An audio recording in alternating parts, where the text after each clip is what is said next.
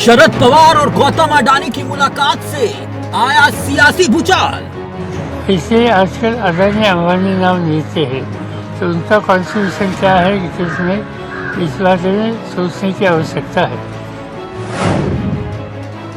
पवार कर चुके जेपीसी जांच से इंकार। शरद पवार साहब ने ये कहा कि विपक्ष से जेपीसी की मांग है, लेकिन जेपीसी से कोई मतलब साध्य नहीं। पवार और अडानी की मुलाकात से विपक्ष को पहुंचेगा घाट। अडानी के बारे में उनकी अलग राय है, हो सकती है अपनी राय, लेकिन उसका मतलब ये नहीं कि जो एकजुट है विपक्ष की उसमें कोई दरार आएगी। कोई दरार नहीं आएगी, न महाराष्ट्र में आएगी न राष्ट्रीय स्तर पर आएगी। एनसीपी के भविष्य को लेकर भी जारी सियासी तकरार। जेपीसी का चेयरमैन बीजेपी का होगा, जेपीसी के जो मेंबर्स होते हैं कमेटी के, उसमें बहुमत बीजेपी का होगा। तो जो उनको चाहिए वही रिपोर्ट वो बनाएंगे। क्या पवार करेंगे कांग्रेस से किनारा? जरूर शरद पवार साहब की भूमिका गौतम अडानी और उनके ऊपर जो इल्जाम लगे हैं अख्तर हिडेनबर्ग इस बारे में उनकी बात करें। क्या सियासत में आने वाला है भूचाल?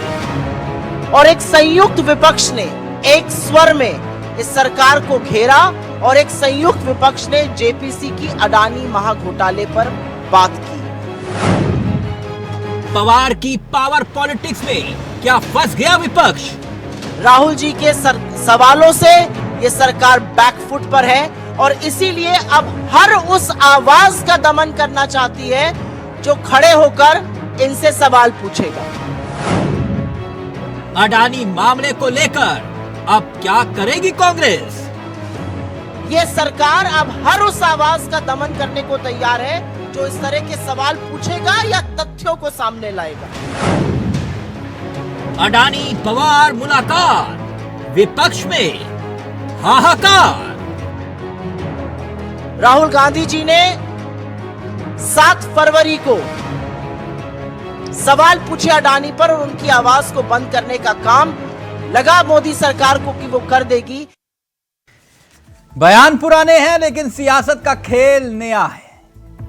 ये पुराने बयान सुनाना आपको बहुत जरूरी था, क्योंकि इन पुराने बयानों के भीतर ही सियासत का एक नया अध्याय एक बार फिर से जुड़ गया। जानते हैं क्या?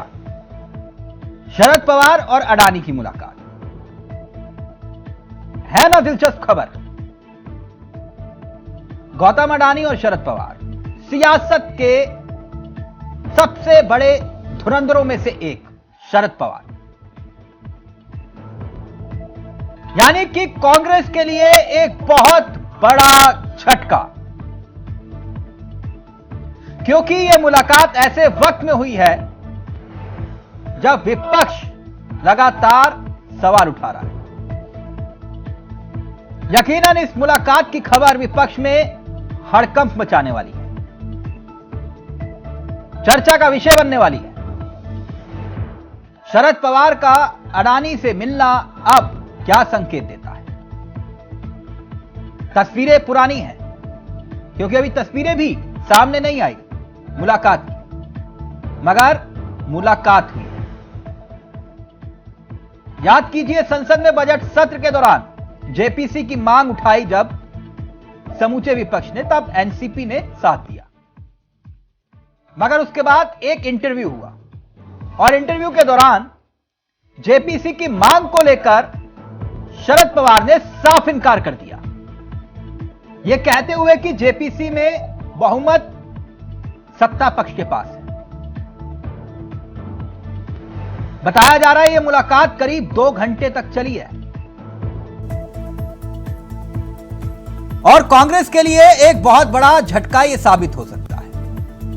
कुछ दिन पहले ही शरद पवार ने एक बयान देते हुए साफ तौर पर कहा था कि गौतम अडानी मामले में जेपीसी के जरिए जांच कराने की जरूरत नहीं है। इसके बाद अब अडानी और शरद पवार की मुलाकात बंद कमरे में। ये सियासत का एक नया पहलू, कहते हैं ना कहानी में ट्विस्ट आ गया। यानी सियासत के चड़क्के कहे जाने वाले पवार की मुलाकात के कुछ तो मायने हैं। हाल ही में एक खबर उड़ी। खबर क्या उड़ी कि शरद पवार के भतीजे अजीत पवार बीजेपी में शामिल हो सकते हैं, मगर अजीत पवार ने इससे साफ इनकार कर दिया। मगर इतिहास के पन्नों में एक और किस्सा भी दर्ज है अजीत पवार और देवेंद्र फडणवीस। एक ने सीएम पद की शपथ ली थी और दूसरे ने डिप्टी सीएम की। तब भी एनसीपी टूटते टूटते बची थी। तो क्या एनसीपी पर संकट अभी भी बरकरार है? क्योंकि सुप्रिया सुले बोल चुकी हैं 2 बड़े धमाके होने वाले हैं। अब शरद पवार एनसीपी को बचा लेंगे या वाकई में कुछ ऐसा भी होने वाला है, या सिर्फ यह कोरी अफवाह है? वैसे आपको एक और दिलचस्प किस्सा बता दें कि 48 सीटें हैं महाराष्ट्र में। देश का सबसे बड़ा सूबा है उत्तर प्रदेश और उत्तर प्रदेश के बाद है महाराष्ट्र, जहां 48 सीटें हैं। और पिछली बार बीजेपी ने शिवसेना के साथ 41 सीटें जीती थी। 41 सीटें। तो क्या बीजेपी को भी इस वक्त एनसीपी की जरूरत है? क्या एनसीपी भी टूट सकती है? एक धड़ा अजीत पवार के साथ और दूसरा धड़ा शरद पवार के साथ जा सकता है। क्या वाकई में ऐसा हो सकता है? पवार और अडानी की मुलाकात से क्या विपक्ष को घात पहुंचा है? आज इसी पर हम चर्चा करेंगे। हमारे साथ जुड़ेंगे तमाम मेहमान और समझने की कोशिश करेंगे कि आखिरकार इस मुलाकात के मायने क्या है। सियासत में कुछ मुलाकातें भविष्य का संदेश दे जाती है। सीधा रुख कर रहे हैं अपने मेहमानों की तरफ। आपको बता दें हमारे साथ इस कार्यक्रम का हिस्सा जो मेहमान बन रहे हैं वो आपकी स्क्रीन पर आ चुके हैं। अश्वनी शाही जी बीजेपी के तेसरा चेहरों में से एक हैं, भूदेव शर्मा कांग्रेस के युवा चेहरों में से एक हैं, और मुकलेश शेख साहब जो कि एनसीपी के चेहरे हैं। और चंद डिबेट्स में इन्होंने हमें कायल कर दिया। शेख साहब भी, आपका भी बहुत बहुत स्वागत है। आज सारे धुरंधर एक साथ हमारे सहयोगी ने जोड़ दिए, सारे धुरंधर। शेख साहब जरा देश को बताइए, मुलाकात हुई, क्या बात हुई? ये दुनिया वाले तो पूछेंगे। क्या बात है यार, आप तो बहुत बढ़िया, मुबारक हो आपको। बोलिए, आवाज आ रहा है मेरी? जी शेख साहब सुन पा रहा हूं। ये मुलाकात एक बहाना है। ये कुछ इस मुलाकात के अंदर कुछ है ही नहीं, क्योंकि शरद पवार साहब 7 साल के लोकसभा मेंबर ऑफ पार्लियामेंट में सदस्य बनकर काम कर रहा है 7 साल से। और जब से बनी है तब से सारे देश के अंदर अजीम प्रेमजी भाई है, बजाज परिवार, अडानी परिवार, और अभी जो उसे रिलायंस अंबानी परिवार भी उनके दोस्त है और रहे थे और है भी सब। और सिडको, सारे लोग जो है कोई ना कोई पर्सनल मामले में, कोई ना कोई चीजों में बातचीत करने के लिए अगर आ जाता तो इस तरह जवाब देना कि भाई क्यों आए थे, या नरेंद्र मोदी जी से अगर मुलाकात करते शरद पवार साहब, भारत के प्राइम मिनिस्टर हैं, बीजेपी पार्टी की तरफ से सारे देश के लोगों ने उनको प्राइम मिनिस्टर के कुर्सी में बिठाया है। हमारे भी प्राइम मिनिस्टर है, हमारी पार्टी सारे लोगों की देश के प्राइम मिनिस्टर है। तो इसका मतलब ये नहीं कि हम बीजेपी के साथ चला गए। बातचीत करने पर वो अलग नजरिया से देखना चाहिए। ये बिजनेस की बातें, उनका पर्सनल बातचीत हुआ होगा, उसके अंदर कोई तथ्य नहीं है। ये अफवाह है। अफवाह रही बात जी, तो ये मुलाकात भी अफवाह है शेख भाई? कौन सा वाला? मैंने कहा ये मुलाकात भी अफवाह ही है क्या?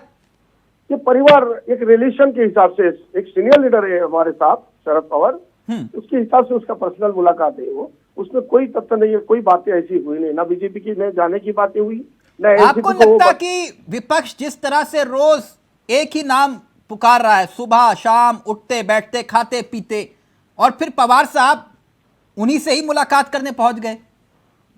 असल में क्या है, जब राहुल गांधी जी मुंबई में आने की बात चर्चा में आए कि उद्धव साहब ठाकरे को मिलने पहली बार गांधी परिवार के राहुल गांधी जी आ रहे हैं, सारे मीडिया में चर्चा था।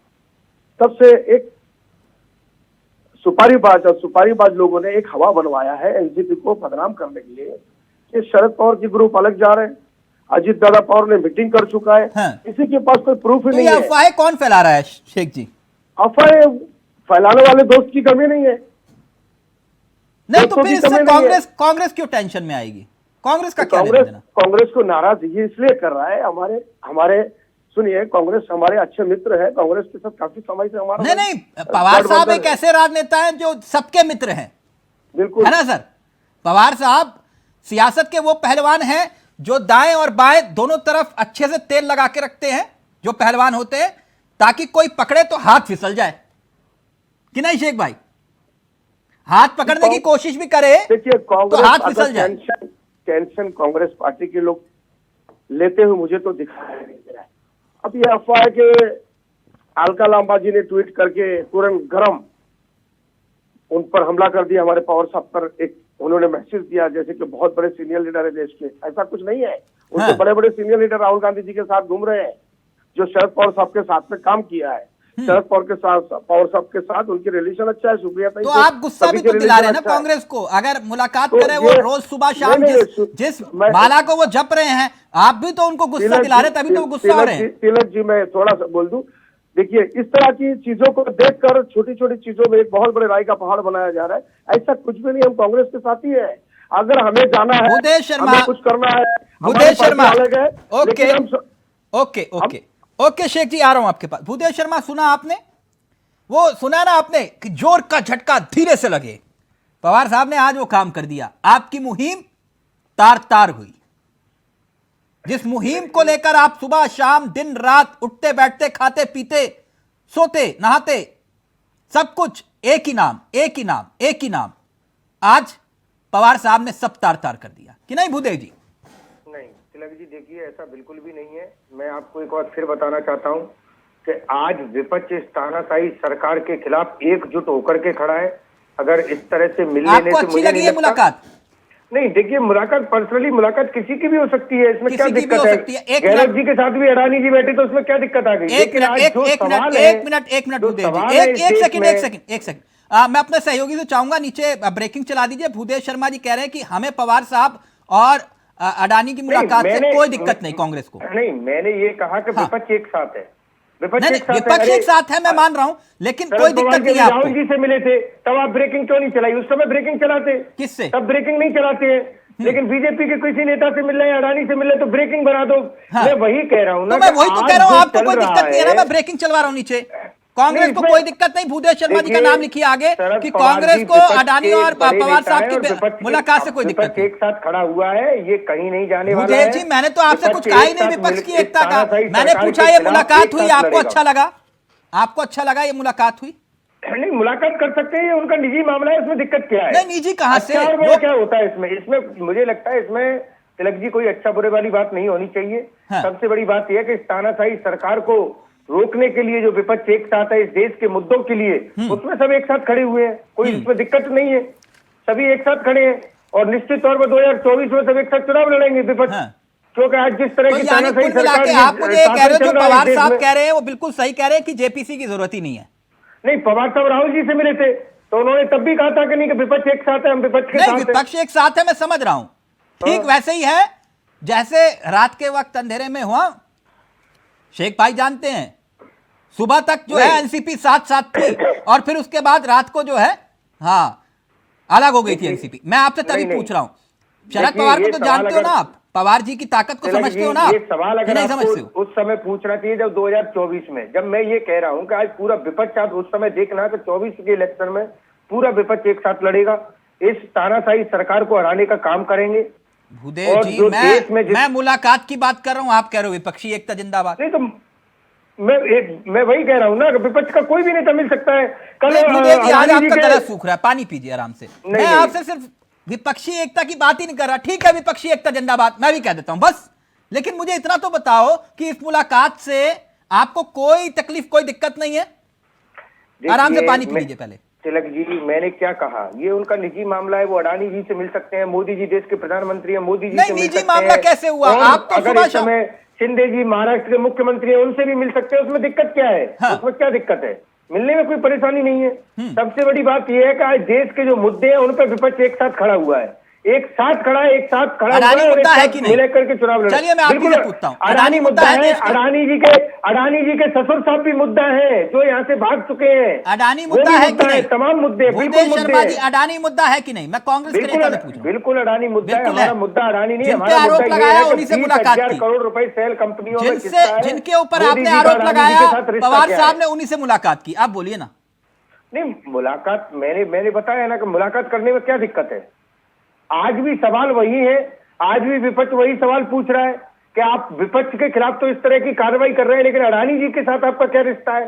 आप उन सवालों का जवाब क्यों नहीं देना चाहते देश के लोगों को कि आपके ससुर साहब भी पैसे लेके भाग गए? पवार साहब से पूछिए ना। पवार साहब से क्यों नहीं पूछते आप? नहीं, यही सवाल पवार साहब से पूछिए आप। जो बात आप शनीश शाही जी से पूछ रहे हैं, वही सवाल तो आप पवार जी से भी कर सकते हो। तिलक जी, पवार साहब विपक्ष के साथ खड़े हुए हैं, विपक्ष के नेता विपक्ष के बहुत बड़े कैसे साथ खड़े हैं? आप कह रहे साथ खड़े हैं, वो अकेले में 2 घंटे मुलाकात कर रहे हैं। अरे अभी राहुल जी के साथ भी मुलाकात हुई थी उनकी, तब तो ब्रेकिंग न्यूज नहीं चलाई, चली थी, इस पर डिबेट नहीं हुई ना, दिखाई थी तस्वीरें मैंने। कुछ मीडिया ने, कुछ एक चैनलों ने दिखाई होगी। भाई देखो, अब चित भी मेरी और पटरी मेरी। मैं आपकी बात नहीं कर रहा, आपने दिखाई होगी, निश्चित तौर पर दिखाई होगी। अश्वनी जी आ रहा हूँ, डॉक्टर धनोज कुछ नया लेकर आए। डॉक्टर धनोज कुछ नया लेकर आए। अश्वनी जी आ रहा हूँ आपके पास। मुद्दा बहुत बड़ा था। आज शाही भाई बहुत मुस्कुरा रहे हैं, आज मसला ही मुस्कुराने का है। खैर डॉक्टर धनोज पहले अपनी बात रखिए, फिर मैं अश्वनी जी के पास जा रहा हूँ। बिल्कुल चावला जी, देखिए 2 लाइन से शुरुआत करूंगा। मुझे अपने मित्र की बात सुन के हंसी आ गई। हाँ। अब तो हद ही हो गई, अब तो हद ही हो गई, विपक्ष की एकता हवा में खो गई। बात ये कह रहे राहुल गांधी से मिले तब क्यों? अरे भाई, राहुल गांधी के ऊपर जेपीसी का मांग नहीं था, जेपीसी की मांग अडानी के ऊपर था। आप लोगों के लिए अडानी सांप थे, और आज उसी सांप को 2 घंटे गले में लेकर पवार साहब घूम रहे थे। 2 घंटे। शर्म आनी चाहिए आप लोगों को कि जिसको आप सांप बोलते हो उसी को गले में लगा रखे हो। क्या आपको डर नहीं लगता? क्या ये देश को बेवकूफ समझते हो? देश की जनता को बेवकूफ समझते हो क्या? और आप कह रहे हो कि राहुल गांधी से मिला। अरे भाई, यह देश है जो चोर और शरीफ में अंतर समझता है। सबको मालूम है कि कौन चोर है, कौन शरीफ है, और एक चोर डकैत लुटेरे के कहने पर जेपीसी गठित नहीं होता है। मैंने कहा ना, जो जमानत पर हो इस देश में, उसकी इज्जत नहीं होती है। क्या वो लीडर मोदी जी से वाला कोई चोर नहीं है, मोदी जी से वाला कोई चोर नहीं है जो देश का प्रधानमंत्री चोर, चौकीदारी चोर है, चौकीदार ही चोर है, चौकीदार ही चोर है। अरे एक मिनट भूदेव शर्मा, फिर जाके माफी मांगनी पड़ेगी खामा भी। नहीं, हमें माफी नहीं मांगे, नहीं मांगोगे? किसी ने नहीं मांगी माफी। किसने मांगी? नहीं मांगोगे ना माफी? नहीं, किसने माफी मांगी? बताइए किसने माफी मांगी? नहीं हम कह रहे हैं कि चौकीदारी चोर है। एक मिनट नहीं, माफी किसने मांगी? माफी मुझे ये बताइए ना, माफी किसने मांगी? चौकीदारी चोर है। क्यों लग रहा आपको? मिर्ची क्यों लग रहा? मिर्ची क्यों नहीं लगेगा? आप बोल कैसे रहे कि चौकीदार? हम बोल रहे हैं चौकीदारी चोर है। अडानी का ससुर अलग लेके पैसे भाग रहा है देश के, अडानी इतने बड़े घपले कर रहा है। अरे शर्म तो हमें आती है कि हमारे देश का प्रधानमंत्री इतना बड़ा चोर है। शर्म हमें आती है, शर्म हमें आती है। पटियाला में जाकर जमानत क्यों लिया? अरे शर्म हमें आती है, शर्म तो हमें आती है कि हमारे देश का प्रधानमंत्री चौकीदारी चोर। एक मिनट प्लीज, एक मिनट। नहीं धनोज साहब, एक मिनट मर्यादा बनाए रखिए डिबेट की। एक मिनट भूदेव भाई, गुस्सा नहीं। एक मिनट, मैं अश्वनी जी आपके पास आ रहा हूं, लेकिन एक दिलचस्प सवाल। ये शेख भाई, ये जो आरोप कांग्रेस लगा रही है अडानी समूह पर, वो आरोप सच्चे हैं या झूठे? क्या लगता है आपको? नहीं, उसके बारे में तो देखिए सर, ऐसा शरद पवार जी ने कहा है कि आप मांग करो, उस पर हमारा कोई एतराज नहीं है, लेकिन उनका पर्सनल जो राय था वो जगदीप राय को उन्होंने रखा था। उनका काम है, वो सीनियर लीडर है, उनका काम था बोलना। और उन्होंने नहीं, आपकी बात सही है। मैंने कहा कि आपको क्या लगता है कि आरोप सही है या गलत है एनसीपी को? नहीं, मैं उसमें कोई टिप्पणी नहीं करना चाहूंगा। जब हमारे शरद पवार जी ने कह दिया और राहुल जी देखेंगे और देश में इसमें डिबेट हो रही है, तो उसमें मैं कैसे जस्टिफाई करूंगा और फैसला दूंगा? सर, समझ में आ गया भूदेव शर्मा? हमारे को बोलना नहीं चाहिए, आप कुछ और समझना चाहिए आपको। वो समझ में आ गया, वो कह रहे हैं हमारा कोई स्टैंड नहीं है इस विषय पर, हमारा कोई लेना देना नहीं। बिल्कुल नहीं, बिल्कुल नहीं। समझ में आ गया भूदेव जी? नहीं, उसमें कोई दिक्कत नहीं है, उनका कोई स्टैंड नहीं है, कोई दिक्कत नहीं है। हमारा स्टैंड क्लियर है। हमारे नेता राहुल गांधी जी सड़क से लेकर संसद तक इस देश के लोगों नहीं, वो तो करते रहो आप, वो काफी है। आप अश्वनी भाई को एक मिल मौका, आप काफी है, इतना काफी है। पवार साहब का कोई स्टैंड नहीं है इस मसले पर, इतना ही काफी है। तो अश्वनी भाई, कैसा लगा ये नया दांव शरद पवार जी का? अकेले में मुलाकात के बाद कांग्रेस और एनसीपी दोनों में भूचाल, समूचा विपक्ष हिला हुआ है।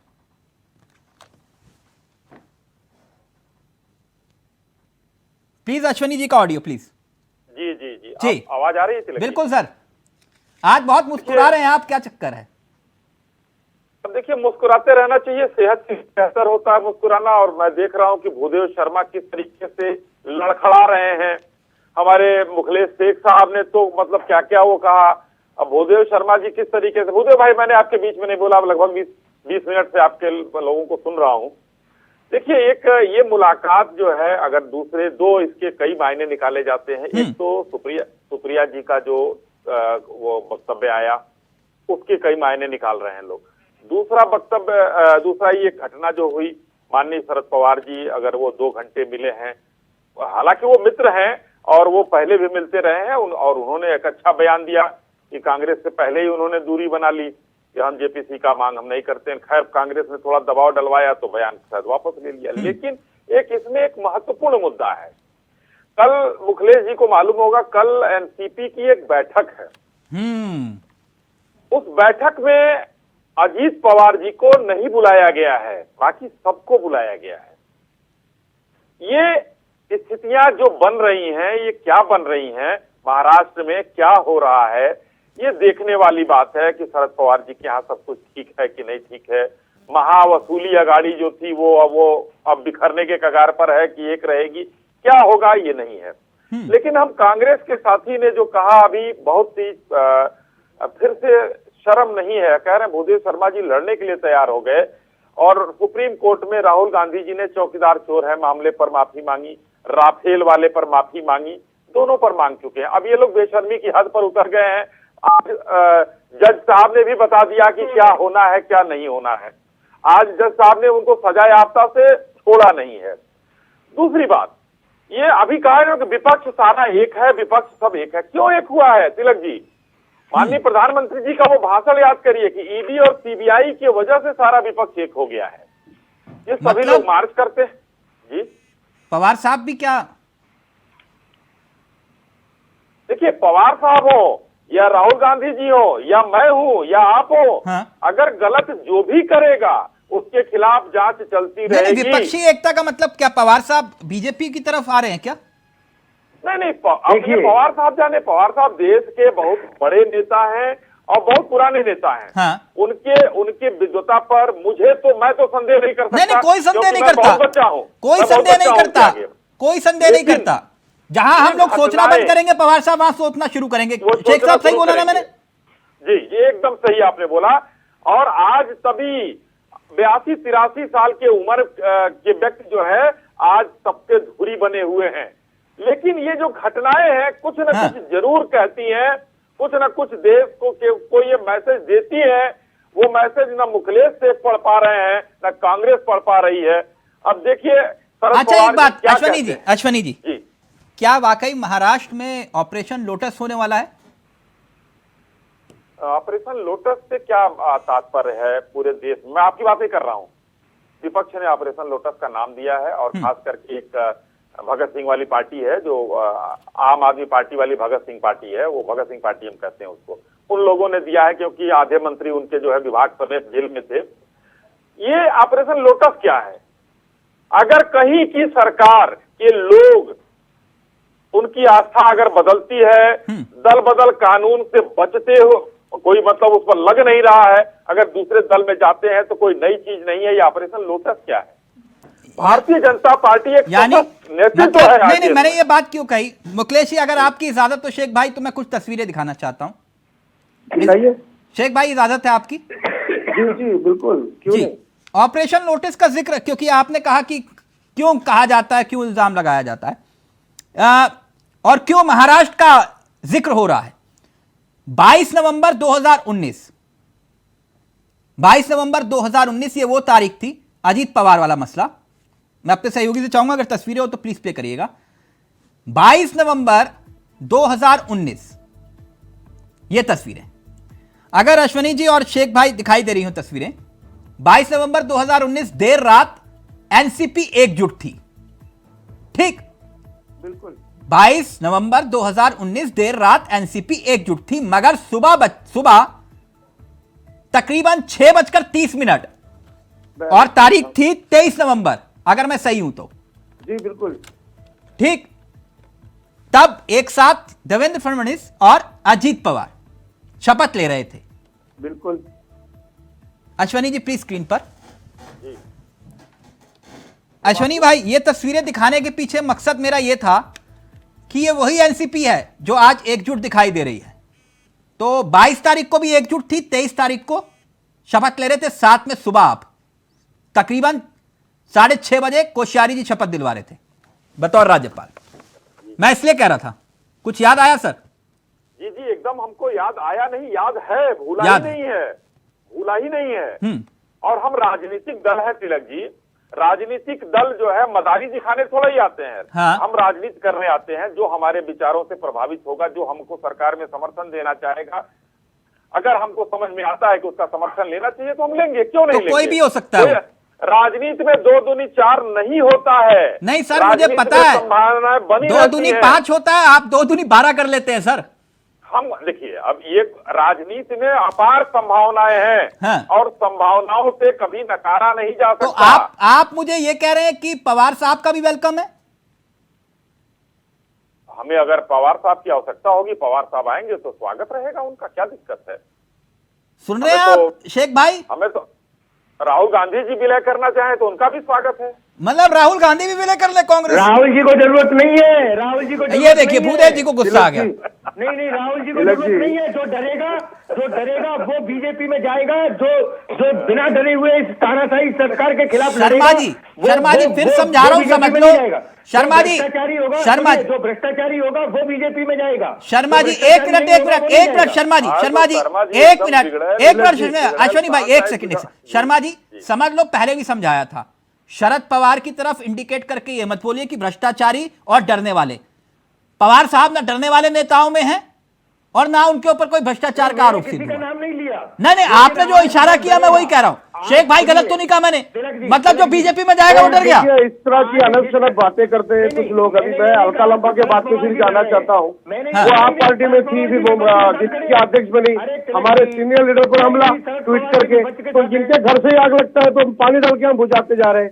तो कहीं ना कहीं इन लोग जो बयानबाजी करते हैं वो भी ठीक नहीं है। दूसरा, मैं अश्विनी जी का मैं सम्मान करता हूँ साहब का, एक उनका मैं जवाब दे दूं। अजीत दादा पवार साहब का लिस्ट में नाम नहीं है। अजीत दादा पवार साहब ने स्टार पार्टी जो चन्नी रोड पे अभी रखा गया था, जिमखाना मुस्लिम जिमखाने, मैं भी उसी में शामिल था। उन्होंने पहले ही कह दिया था कि मैं उस प्रोग्राम में नहीं जाऊंगा, उसके कारण उनका लिस्ट में नाम नहीं था। तो उसको भी इशू बनाने हमारे घर में मत जाती है। सुप्रिया सुले 2 बड़े धमाकों का जिक्र कर रही थी, वो कौन से 2 बड़े धमाके थे? वो भी बता दूं तिलक, शेख भाई बता देता हूँ कौन से थे वो 2 बड़े धमाके? वो भी बता देता हूँ मैं, मुझे 2 मिनट। वो देखिए, अपने घर में जाके जो बीजेपी में हमारे राष्ट्रवादी से बहुत से लोग गए हैं, प्रसाद लाड़ से लेकर सभी, मैं प्रसाद लाड़ के विधानसभा में रहता हूँ, सारे लोग गए हैं। आज उनको न मंत्री बनाया गया न संतरी, न उनको कुछ नहीं, जैसे थे वैसे रहो। वो बेचारे के दिलों में दर्द है। मेरी भी दूसरी बात, आज देखिए शेख भाई ऐसा मत बोलिए। जिन्होंने कहा था कि अजीत पवार को सत्ता में आएंगे तो चक्की पीसिंग कहा था ना, मैंने तो नहीं कहा था। तो उन्होंने भी तो रातों रात मुकदमे वापस लिए कि नहीं लिए? अरे सर, मैं बता रहा हूँ, पहले मैं आ रहा हूँ उसमें। देखिए, अभी शिंदे ग्रुप के एक ग्रुप विरोध कर रही है कि अगर एनसीपी के लोग आएंगे तो अजीत दादा पवार अकेला आवे, उनके ग्रुप मत लेके आए। ताकि डरने लगा, क्योंकि मुंबई के, महाराष्ट्र के अंदर हम विपक्ष में बहुत मजबूत विपक्ष में हमारी पार्टी, हमारे लोग काम कर रहे हैं। वो दूसरे ग्रुप बोलते हैं कि वेलकम। तो ये सब हवाई बातें हम कहीं नहीं जा रहे। अच्छा चलिए शेख भाई, क्योंकि मुझे पता चला कि आपको शरद पवार साहब के साथ है, हम जाने वाले नहीं। शेख भाई, मुझे पता चला कि आप हमारे साथ आधे घंटे के लिए साथ में थे, क्योंकि आप ये पूरा अब सुप्रिया ताई का जो बोला आपने, मैं 2 मिनट में खत्म कर दूं। सुप्रिया ताई का एक तो कोर्ट का निकाला आने वाला है, उसी पे हम ध्यान, हमारे सभी लोगों का नजर है। तीसरा, जब सरकार गिरेगी पड़ेगी तब क्या होगा आगे का, बाकी ये सब हम बता देंगे। लेकिन हम कांग्रेस को छोड़ के किसी हमारे जो गलत मैसेज जो अफवाह फैला रहे राहुल गांधी के बारे में या शरद पवार के बारे में, उसका मैं खंडन करता हूँ। बिल्कुल हवाई बातें हैं। अभी तो कोई तय नहीं हुआ, ना किसी से मीटिंग हुई हमारी, ना बीजेपी वाले से कोई हमने खुद आगे बढ़ के उनको हाथ दिया, ना उन्होंने हमें हाथ दिया। ऐसी कोई बातें नहीं है। अजीत दादा और बदनाम करना बंद करें। तो आप भूदेव जी को एक बार बोल तो दीजिए कि ऐसी कोई बात नहीं है, पहली बात ये। और जो ये मुलाकात हुई है ज्यादा सीरियसली ना ले, दिल पे लग जाती है कई बार, उनको लग गई हो क्या पता कांग्रेसियों के। देखिए एक बात बोलूं, मेरे घर पे आपकी नहीं जमता, मेरे घर पे कोई अगर आ रहा है, मेरे घर पे कोई बैठ के अगर चाय पी रहा है, तो मैं थोड़ी बोलूंगा कि मत आओ। मेरी पार्टी खुद अपनी पार्टी है, एनसीपी राहुल गांधी की पार्टी नहीं है, ममता बनर्जी की, नीतीश कुमार की पार्टी नहीं है।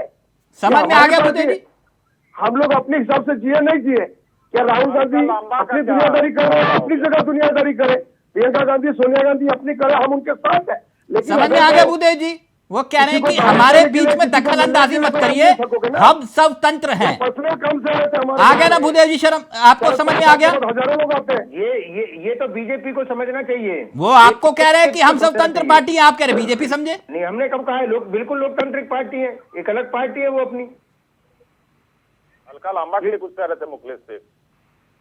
नहीं, अलका लांबा जी को काम ही कुछ नहीं है। अलका लांबा जी ने जो किया है उसके ऊपर तो हम लोग नाराज है। आपको बता दो अश्विनी जी, ना हम भाजपा के साथ में जा रहे हैं, ना शिंदे ग्रुप के साथ जा रहे हैं। हम हमारे पार्टी को आगे लेके जाएंगे।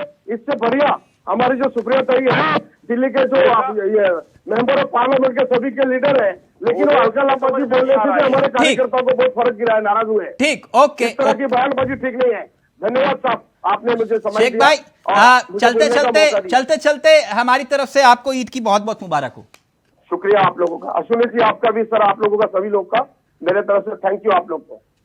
चलिए बहुत बहुत शुक्रिया। एक ब्रेक ले रहे हैं, ब्रेक के उस पार हमारे साथ जुड़ेंगे कुछ और मेहमान और समझने की कोशिश करेंगे कि आखिरकार अडानी पवार की मुलाकात पर विपक्ष में हाहाकार क्यों है। जल्द हाजिर हो रहे हैं।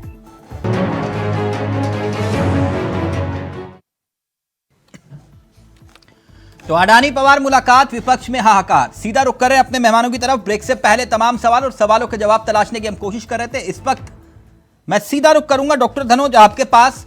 जरा समझाइए इस मुलाकात के मायने क्या हैं और कैसे विपक्ष की एकता में चोट के रूप में इस मुलाकात को देखा जा रहा है। डॉक्टर धनोज पहले आप, और फिर हमारे साथ संजीव निगम भी इस कार्यक्रम का हिस्सा बन गए हैं, जो कि आम आदमी पार्टी के चेहरे हैं। आपके पास आऊंगा निगम जी, पहले डॉक्टर धनोज आप। बिल्कुल, देखिए चावला जी, मैं पहले से कई बार आपके चैनल पे मैं बोल चुका हूं कि विपक्षी एकता जो है इसकी हवा तो निकलेगी, निकल गई। क्योंकि एक तरफ जो महाविकास अघाड़ी इल्जाम लगा रहा, मैं तो तमाम महागठबंधन की बात कर लेता हूं। इन दिनों जो सब हाथ उठा के हाथ मिला रहे हैं, ये सब जो जय जयकार कर रहे हैं, इन तमाम लोगों की बात कर रहे हैं। आडवाणी पे आपको याद होगा पहले डिबेट मैंने क्या कहा, एक भी शेयर होल्डर ने कहीं कंप्लेन किया है क्या? कहीं पर कहीं एफआईआर दर्ज हुई नहीं हुई ना?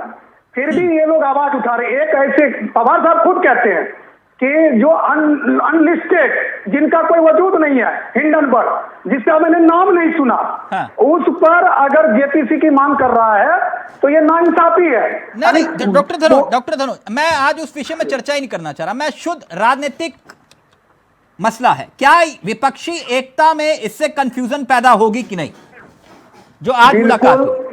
बिल्कुल, विपक्षी जो है ना, अभी उनको बहुत धक्का लगा है। विपक्षियों की बात कर रहा हूं, वो समझ भी नहीं पाए थे कि अडानी और पवार साहब 2 घंटे सिर्फ पवार साहब थे, पवार साहब के साथ कोई भी नहीं थे। इस बात को समझना पड़ेगा। 2 घंटे जो है ना, ये 120 मिनट जो है घड़ी का टाइमिंग समझना पड़ेगा। क्योंकि पवार साहब पहले किसी से मिलते थे तो उनके कक्ष में कोई न कोई होता था। पहली बार हुआ है पवार साहब के ये 80-82 साल की उम्र में पहली बार हुआ है कि उनके कक्ष में सिर्फ पवार जी थे, अडानी जी थे, और गौतम अडानी और पवार साहब की 2 घंटे बात हुई है, हर मुद्दे पे बात हुई है। और यह मिलना साबित करता है कि जो भी विपक्ष के लीडर जो उंगली उठा रहे थे अडानी पर, वो उनके ऊपर ही फायर हो गया, क्योंकि बैकफायर हो गया, बैकफायर हो गया, हाँ, नो डाउट बैकफायर हो गया। ओके, संजीव निगम जी, चावला जी, यस, बताइए सर, खबर मालूम चली आपको? बताइए, आप बतावे। हम तो आज उत्तर प्रदेश में चुनाव चल रहा है निकाय का, तो मैं उसमें व्यस्त रहता हूँ। हाँ, बिल्कुल सर। खबर ये है कि अडानी, जिन पर आप रोज सुबह शाम आरोप लगाते हैं, उनकी और शरद पवार की मुलाकात हुई है। 2 घंटे तक मुलाकात हुई है अकेले में। कैसे लगी तो आपको ये खबर? ये शरद पवार साहब वही है ना, एनसीपी पार्टी के मुखिया, जो राष्ट्रीय पार्टी हुआ करती थी और अब ये राष्ट्रीय पार्टी का दर्जा छीन गया है, उसी पार्टी की बात कर रहे हैं ना मुखिया जी। हाँ, तो जब उसका राजनीतिक कद घटता जा रहा है उस पार्टी का भारत में, तो पवार साहब की राजनीतिक कद जानते हैं आप? अरे सुनिए, मैं जानता हूँ, बहुत बढ़िया जानता हूँ। हाँ। सवाल ये अकेले जो है जनता डिसाइड करेगी। आने वाले समय में जनता जो है कद बढ़ाती है, मतलब घटाती है। भाई जनता, भारत के लोग, आम लोग जो वोट डालते हैं वो तय करते हैं, कोई एक व्यक्ति या कोई एक वो थोड़ी तय कर लेगा। हाँ। आज उस भारत के लोगों ने तय किया इतने वर्षों से कि एनसीपी का वजूद कहां से घट करके कहां आ गया, आम आदमी पार्टी का 10 वर्षों में कहां से बढ़ के कहां पहुंच गया। तो एक अकेला केजरीवाल या संजीव निगम थोड़ी कुछ होता है। लोगों ने तय किया पिछले रफ्तार से हम किस दिशा में जा रहे हैं, वो पार्टी किस दिशा में जा रही है। एक मिनट भूदेव जी, आपको तो कोई एतराज नहीं है ना? भूदेव जी, जो बात ये शरद पवार जी के लिए कह रहे हैं, आपको तो कोई दिक्कत, कोई एतराज तो नहीं? नहीं, देखिए, ये इनका विचार है, इनका, इसमें मेरे को क्या दिक्कत हो सकती है भाई? हाँ। उनके अपने विचार है, वो एक अलग पार्टी के नेता हैं, प्रवक्ता हैं। नहीं, मुझे लगा कि आपके विपक्षी एकता का जिक्र आप कर रहे थे, शरद पवार जी आपके साथ हैं, मुझे लगा कि शायद आपको बुरा लगा होगा। देखिए, पूरा एक, मैं तो अभी भी बोल रहा हूँ कि विपक्ष पूरा एक साथ है इस तानाशाही सरकार के खिलाफ।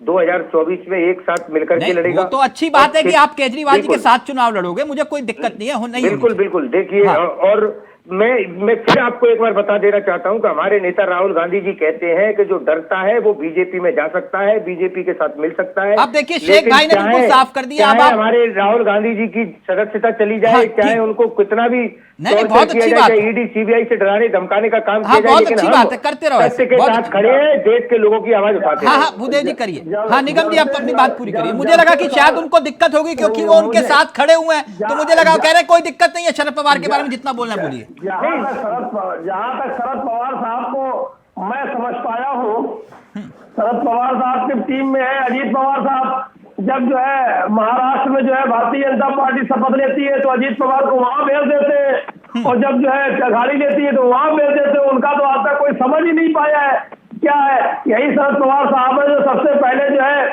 सोनिया गांधी के खिलाफ लेकर के उड़े थे विदेशी मूल का मुद्दा। शरद पवार, पीए संगमा और तारिक अनवर जी, तो ये कोई ये उनके घर का मामला है। संजीव निगम जी, क्यों आप पुराने जख्मों को कुरेद रहे हो? अब भूदेव शर्मा भी कब तक सहन करेंगे? इतना थोड़ी ना झुकेंगे जितना आप झुकाने की कोशिश कर रहे हैं। शरद पवार जी की बात कर रहा हूँ। नहीं, आप जिस मुद्दे पे बोल रहे हैं मैं उसकी बात कर रहा हूँ। मैं शरद पवार जी की बात कर रहा हूँ। शरद पवार, मैं ज्यादा ऐसे अल्फाजों का इस्तेमाल नहीं करना चाहता हूँ जो कि शरद पवार साहब के बारे में। अच्छा, आपको बहुत बुरा लगा ये मुलाकात उन्होंने की?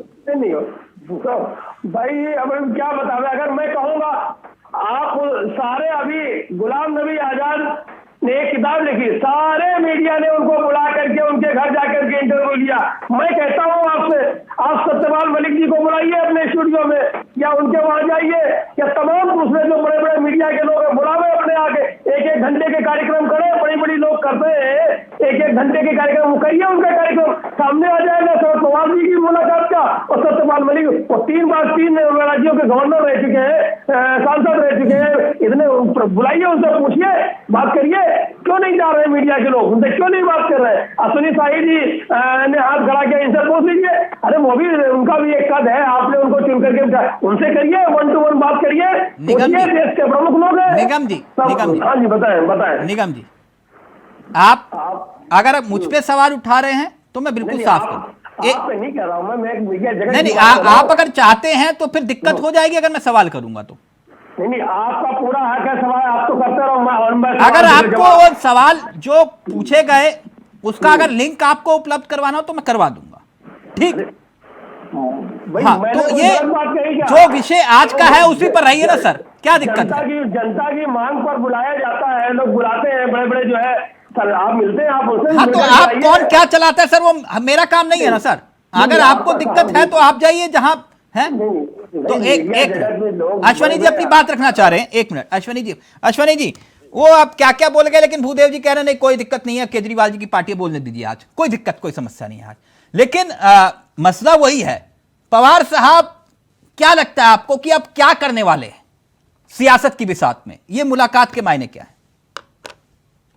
देखिए, मैं ये तो नहीं कहूंगा कि क्या करने वाले हैं, क्योंकि मैं कोई जादूगर नहीं हूं और मन पढ़ने वाला नहीं हूं, लेकिन हाँ, पवार साहब का जो ये कुछ दिनों से जो चीजें चल रही हैं, जेपीसी की जांच पर उनका बयान, एक देश के उद्योगपति पर जो उनका बयान आया, आज का उनका मिलना, ये जरूर बताता है कि विपक्ष में कहीं ना कहीं खिचड़ी कुछ पक रही है। और विपक्ष में एका तो पहले से भी हम लोगों ने आपके कई प्रोग्राम में बताया कि विपक्ष में एका हो ही नहीं सकता, क्योंकि यहाँ पर जो है दूल्हे इतने ज्यादा हैं कि उससे कम बाराती हो गए हैं। राहुल गांधी को केजरीवाल जी नहीं मानते हैं, केजरीवाल जी को वाईएसआर नहीं मानते हैं, वाईएसआर को जो है तेलंगाना वाले नहीं मानते। शर्मा ने आपके सामने बोला कि हम साथ साथ हैं, हम आम आदमी पार्टी के साथ हैं, उन्होंने आपके सामने बोला। आम आदमी पार्टी के साथ तेलंगाना वाले हैं, क्योंकि वहां पर वो जेल कराती मधुशाला वाला रिश्ता है उनका। पहले होता है, हरिवंश राय बच्चन ने लिखा था जेल कराती मधुशाला। अच्छा अश्वनी जी, अभी वो लोग हैं। और अभी इन्होंने कहा एक बात की बात कहे, मैं कहना चाहूंगा कि निगम साहब आजकल क्या डिग्री की डिमांड इनके नेता नहीं कर रहे हैं, पता नहीं क्यों। 23 तारीख की डेट पड़ी है, इस वजह से नहीं कर रहे हैं कि फिर से कुछ ऐसा डिग्री नहीं मांग रहे हैं ये लोग। संजय सिंह भी नहीं मांग रहे हैं, केजरीवाल जी नहीं मांग रहे हैं, सत्यपाल मलिक जी के। मैं एक लाइन सत्यपाल मलिक जी की बात में थोड़ा सा कृपया निवेदन है सबसे, थोड़ा मुझे एक लाइन बोल लेने दीजिए। जो सत्यपाल मलिक जी की बात यहाँ पर उछल के करते हैं लोग, मैं उनको जवाब देना चाहता हूँ। सत्यपाल मलिक जी ने जो कहा था जहाज मांगे गए थे, जहाज उन्होंने नहीं दिया। जहाज किससे मांगा था? जहाज सरकार से मांगा था। सरकार कौन है? उनके इमीडिएट बॉस जो होते हैं वो गृह मंत्री होते हैं, वहां राष्ट्रपति जी के महामहिम के अंडर में राज्यपाल जी होते हैं, महामहिम जी। सरकार ने नहीं दिया। उन्होंने कहा कि मेरे पास मेरी चलती तो मैं 5 जहाज मुहैया करा देता। जम्मू कश्मीर के महामहिम राज्यपाल के पास एक भी जहाज नहीं था, पहली चीज। दूसरी, कानवाई जब चलती है, बड़ी बड़ी कानवाई, सत्यपाल मलिक जी ने वो नहीं बोला। कानवाई जब चलती है तो सड़क नहीं चलती है। झूठ मत बोलिए, अरे आप बोलने नहीं देंगे, क्योंकि लोगों को भटकाने का काम मत कीजिए। अरे बोलने नहीं देंगे आप तो आप ये विषय अलग है, ये विषय अलग है। नहीं, उन्होंने झूठ क्यों बोल रहे हो आप? एक मलिक जी ने वहाँ के विद्यार्थियों के लिए भी वो एक मिनट उस पर हम अलग से चर्चा कर लेंगे। आप ये कह रहे उस मामले की जांच की मांग करते हैं, उस मामले की अश्वनी जी? मैं कह रहा हूँ, देखिए जांच ठीक है, आप जांच की मांग। अरे भूदेव शर्मा सुनोगे भाई, सुन लो। अगर मैं कहता देशभक्त सत्यपाल मलिक जी हैं, देशभक्ति उस समय जागती जब महामहिम राज्यपाल के पद पर रहते ये घटना हुई थी, इस्तीफा देते, प्रेस कॉन्फ्रेंस बुलाते, हिम्मत की जिगरा था तो कहते ये बात। आज नहीं, आपकी बात सही है। मैंने कहा कि आप इसकी जांच की मांग करते हैं मामले की। कौन सी जांच? उसकी जांच जो होनी थी जांच हो चुकी है, सारी चीजें अलग आ गई हैं। इन लोगों के कहने पर ये अलग अलग जाके हुआ करेंगे तो हम सबकी जांच कराएंगे। ओके। अब इस विषय नहीं, अब मूलतः विषय जो आज का है उसी पर रहिए ना। एक मिनट मूलतः विषय पर रहिए। मैं आज ये चर्चा इसलिए कर रहा हूं क्योंकि महाराष्ट्र में बहुत कुछ घटने वाला है। इस तरह की अफवाहें हैं, चर्चाएं हैं, हकीकत क्या है ये नहीं मालूम। लेकिन एक बात अश्वनी जी, आपने कहा कि अगर पवार साहब आए तो उनका वेलकम है।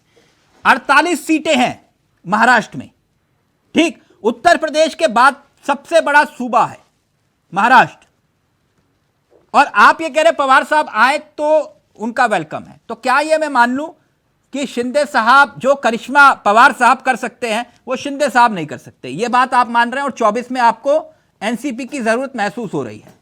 देखिए, करिश्मा की कोई बात ही नहीं है कि कौन करिश्मा कर सकता है कौन नहीं कर सकता है। पवार साहब एक पुराने राजनीतिज्ञ हैं जिसके लिए पूरा देश उनका सम्मान करता है, चाहे माननीय मोदी जी हो।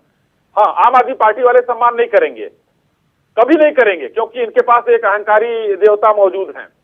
लेकिन कोई भी अगर होगा, चाहे सोनिया जी हो या कोई भी नेता हो जो उनके कद का हो, कांग्रेस के अध्यक्ष हो, सब लोग उनका सम्मान करेंगे, क्योंकि वो है उस लायक, डिजर्व करते हैं।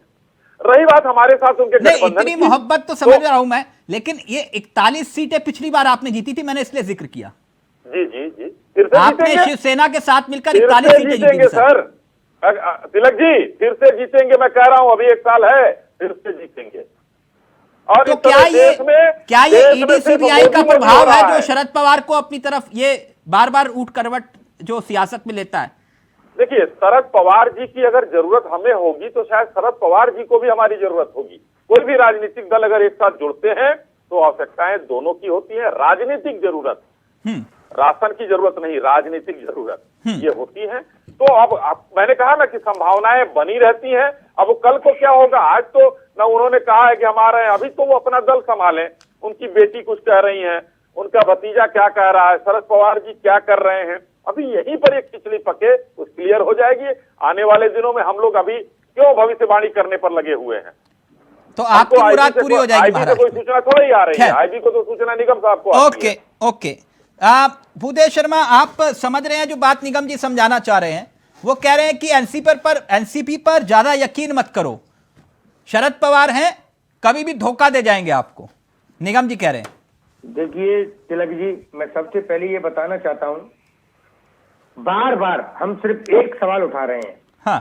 कि आज जिस तरह के तानाशाही सरकार जो क्या है, सरकारी मशीनरी का दुरुपयोग करके विपक्ष को डराने और धमकाने का काम कर रही है, तो जो विपक्ष उससे नहीं डरेगा, जो नेता उससे नहीं डरेंगे, जो पार्टी उससे नहीं डरेगी, चाहे वो जेल भेजे, चाहे उसकी सदस्यता खत्म करे, वो विपक्ष के साथ खड़ा है। जो डर सकता है, लताड़ लगाया इस काम के लिए। अरे सुप्रीम कोर्ट तो आपको भी कितनी बार लताड़ लगा चुका है। आपने जो सरकार बनाई है सुप्रीम कोर्ट को तो आप मानते ही हो, सुप्रीम कोर्ट तो आपके लिए कुछ है ही नहीं। सारे मौसेरे भाइयों को लताड़ लगी, सब भागे वहां से। अरे उन्होंने शर्मा जी, अश्वनी जी, क्यों विलाप करते भाई? अश्वनी जी, अश्वनी जी, देखिए, मैं तो आप बीच में नहीं बोलूंगा। अरे मैं आप बोल रहे हो ना, मैं जवाब दे रहा था। आपसे अडानी पर सवाल पूछे तो आप अडानी पर नहीं देते, आपसे सत्यपाल मलिक पर सवाल पूछे तो आप सत्यपाल पर नहीं देते। आपसे पूरे देश पूछ रहे हैं, राजस्थान का कर खत्म करिए, फिर बात करिए। अरे आप जांच करवाइए ना, जांच करवाइए ना। गलत अगर होगा तो उसको रद्द करेंगे, अगर गलत है तो रद्द करेंगे।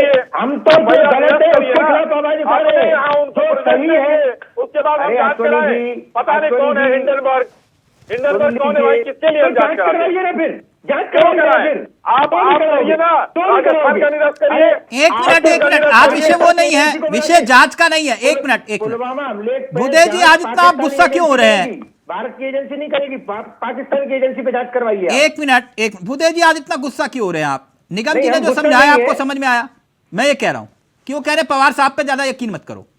नहीं, मैंने यही बोला ना, मैं बोल रहा हूं कि आज जो भी नेता इस तानाशाही सरकार के सरकारी तंत्र के दुरुपयोग, आप 1 घंटे से यही बात तो बोल रहे हैं, कुछ नया क्या बोल रहे हैं आप? यही बात तो 1 घंटे से बोल रहे हैं आप। बिल्कुल यही बोल रहे हैं, 1 घंटे से बोल रहे हैं, हमेशा यही बोल रहे हैं। नहीं, आप कह रहे हैं जो अलग हो जाएगा, जो अलग हो जाएगा वो डर गया।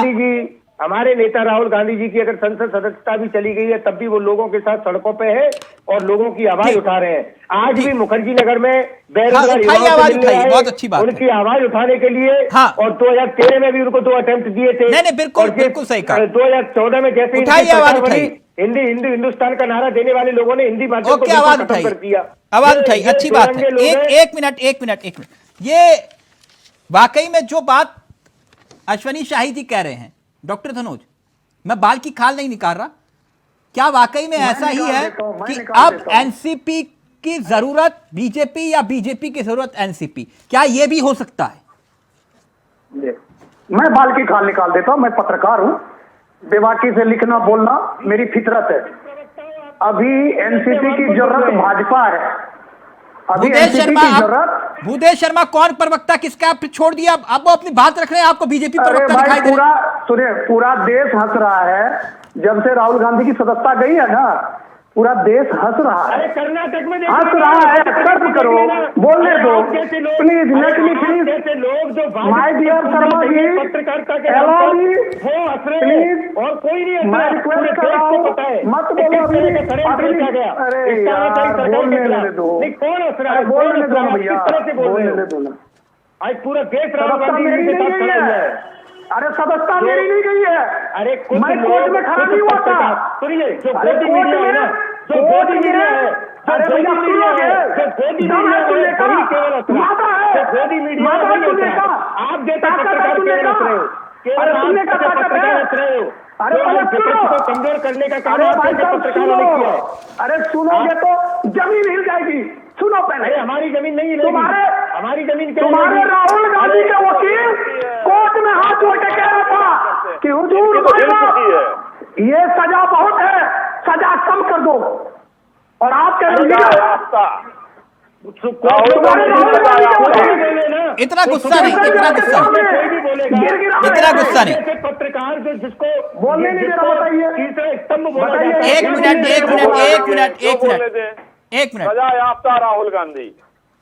नहीं तड़ी इनको पारते, बोलने ही देखिए, इनको देश के गृह मंत्री तड़ी पारते। एक मिनट भूदेव शर्मा, डिबेट कुछ और हो रही है, कहीं पे ले जा रहे हो नहीं, ये आप? पत्रकार जो आप हर बोलने किसी को वाले सर्टिफिकेट हैं, क्यों बांटते हो? कोई अरे गोदी बोलो, मीडिया, कोई बोलो, रोटी मीडिया, क्या क्या ये सर्टिफिकेट बांटते हो आप लोग? वो दोनों तरफ की बात रखते हैं, लेकिन ये जो अघोषित बीजेपी के प्रवक्ता हैं, इनको एक ये पता मिनट, होना चाहिए कि आज एक पत्रकार मिनट, जो एक सवाल मिनट, उठा रहे सबका हैं, ऑडियो नीचे रहेगा। एक मिनट, एक मिनट।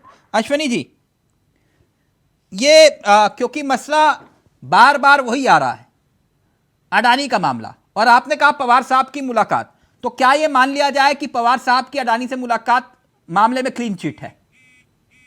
देखिए, पवार साहब, मैंने पहले भी कहा और अभी भी कह रहा हूं, पवार साहब से उनकी अच्छी दोस्ती है, और पवार साहब के हिंदुस्तान के बड़े बड़े व्यापारियों, बड़े बड़े राजनेताओं से उनकी अच्छी दोस्ती है। लेकिन जिसके साथ दोस्ती है, उनके साथ पवार साहब के लिए क्या कहा था माननीय नरेंद्र मोदी जी ने, भाषण दिया था और पूरा नाम लिया था शरद राव पवार सदन में। ऐसा नहीं है कि उनसे दोस्ती नहीं है, लेकिन क्या सरकार बनाया उन्होंने? हमारे साथ नहीं बनाया, महाविकास अघाड़ी बनाई। तो लेकिन ये तो आज भी कांग्रेस ने ट्वीट किया, एक तरफ एनसीपी का रुख है, दूसरी तरफ कांग्रेस का रुख है।